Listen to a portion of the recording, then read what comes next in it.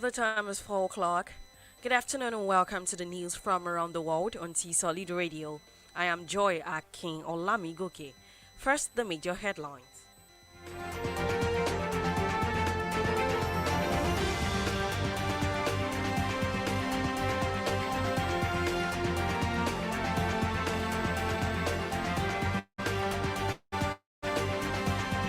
Federal government renews Obaseki's appointment as UBTHCMD.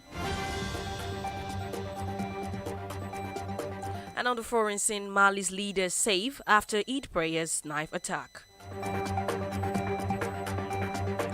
3 soldiers, dozens of terrorists killed in Burkina fighting. And on the world of sports, Wales goalkeeper NSC joins Burnley.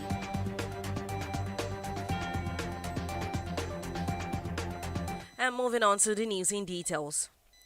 The federal government has renewed the appointment of Professor Dalantine Obaseki as Chief Medical Director, University of Benin Teaching Hospital, Benin and Edo State. According to a statement today by the hospital's head of public relations unit, Joshua Uwaila, the CMD received the letter of appointment for a second term from the Minister of Health, Dr. Osage Ehanire, in Abuja on Monday. Congratulating him, the minister described the renewal of his appointment by the president, Muhammadu Buhari, as an attestation that he performed well during his first tenure. Anire, however, urged him not to rest on his oars and work harder to exceed his achievement.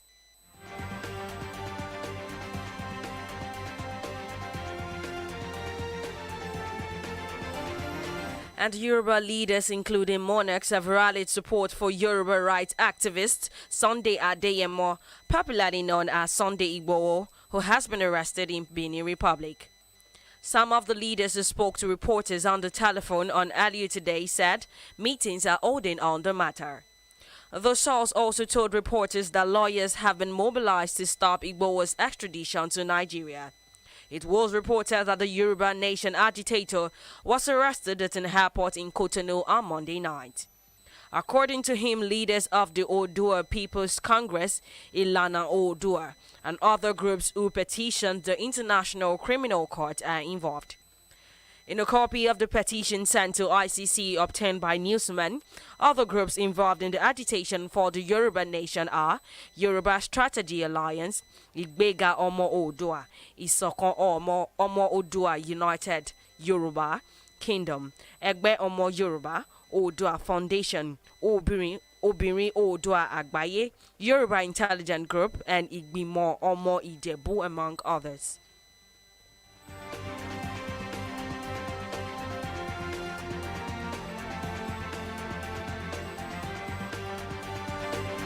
Governor Nasser Al-Rufai of Kaduna State has today called for prayers for the country in these challenging times, just as he appealed for observance of COVID-19 protocols. In his Eid al-Kabir message to the people of the state, the governor also urged Muslim faithful to emulate the example of faith and sacrifice that Salah symbolized. He commended the resilience of citizens in these tough times and prayed for the blessings of Allah to reward the immense sacrifices that were being made. El-Rufai asked the Muslim community to keep hope alive and celebrate in compliance with public health guidelines prescribed for protection against the infectious Delta variant of COVID-19, which is already in some states of the country. He further asked all residents to remain vigilant and be law-abiding, saying the security agencies had intensified their operations to secure communities.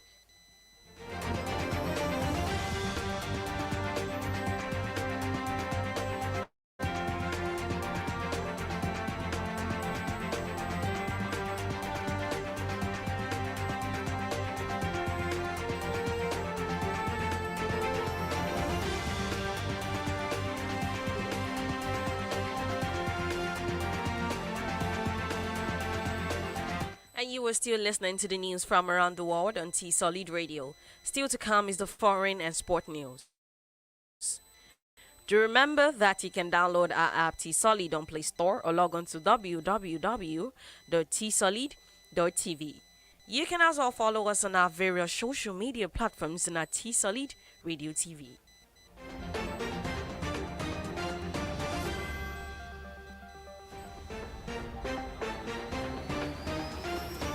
And moving on to the foreign scene, Mali's President Assimi Goïta is reported to save and sound after an attacker armed with a knife launched at him at a mosque in the capital, Bamako. According to a journalist at the Grand Mosque in Bamako, where Colonel Goïta had joined other worshippers for Eid al-Adha prayers, said the president was attacked by two men, but only one was wielding a knife. A statement from the presidency said the attacker was immediately apprehended and the president driven straight to a military barracks outside the city. Colonel Goïta is a controversial figure, having carried out two military coups in less than a year. He declared himself president in May after hosting the interim government that had been installed after he led a coup against former President Ibrahim Boubacar Keïta last August. He is pledged to return the country to full civilian rule early next year.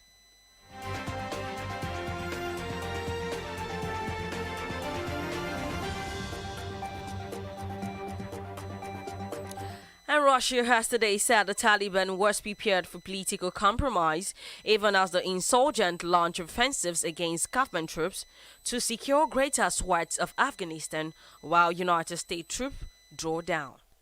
The Taliban have capitalized on the withdrawal of foreign troops to capture scores of district border crossing and encircle provincial capitals.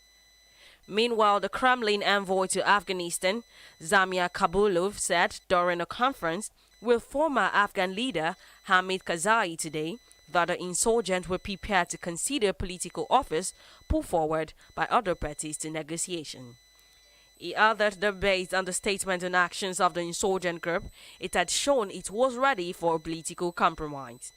His comments came after another round of inconclusive talks in Qatar over the weekend between the Afghan government and the Taliban that many hoped would kickstart the alien peace process.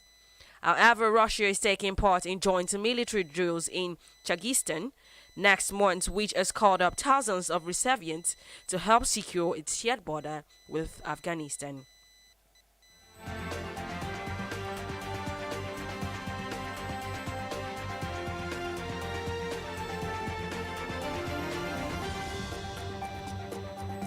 And thousands of people in the Democratic Republic of Congo are paying tribute to Cardinal Laurent Monsengwo, a widely respected former Roman Catholic archbishop who championed democracy and human rights.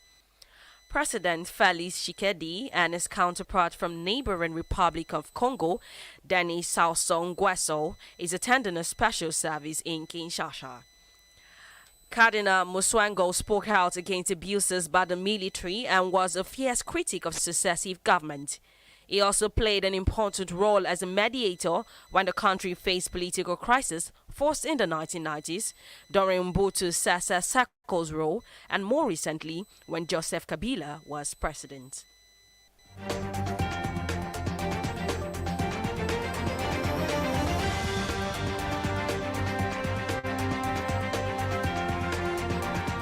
And 3 Burkina Faso soldiers and a militiaman were killed on Friday by highway bomb in the country's north, the army said, adding that dozens of terrorists had been killed by security forces the same day.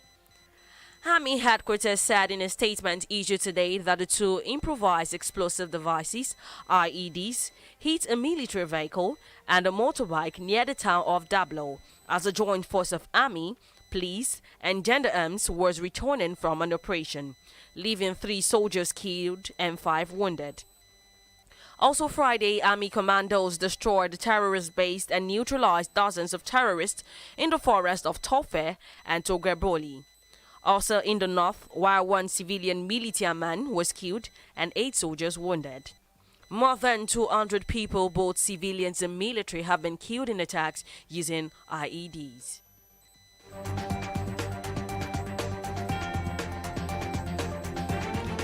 And moving on to the world of sports, Burnley has announced today that they had signed Wales goalkeeper Wayne Hennessy, who was released by Premier League rivals Crystal Palace earlier this month. The 34-year-old has agreed to a 2-year contract with an option for a third. Hennessy has played 96 times for his country and was an unused backup to Danny Ward at Euro 2020 and has made 181 Premier League appearances for Wolves and Palace. Burnley has already have Nick Pope, who has 7 England caps but was not part of the Euro 2020 squad.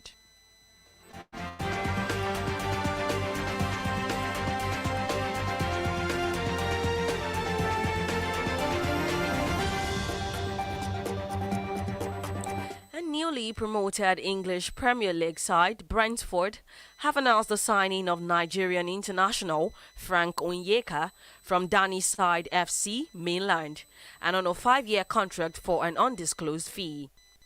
According to a statement by the club, the 23-year-old midfielder has completed his medicals at the club and his work permit procured by the club over the weekend. His arrival makes him the club's first signing since gaining promotion to the EPL. Onyeka arrived in England on Monday and will now undergo a period of quarantine before joining the rest of the squad for training. Brentford coach Thomas Frank has said he is looking forward to teaming up with the talented Nigerian midfielder.